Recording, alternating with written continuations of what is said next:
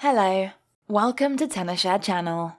In this video, we are going to show you how to transfer WhatsApp data from your iPhone to your Android phone with iCareFone.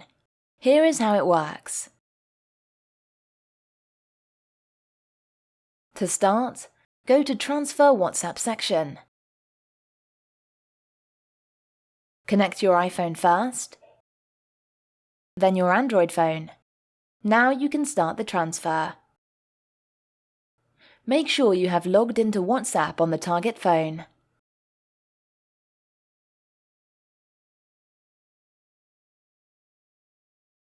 Follow the instructions to enable USB debugging on your Android phone. Then tap Backup My Data. Then Restore My Data.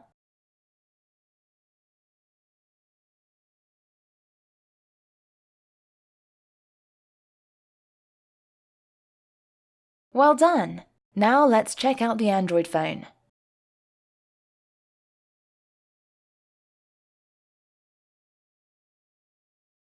That's it. Thanks for watching.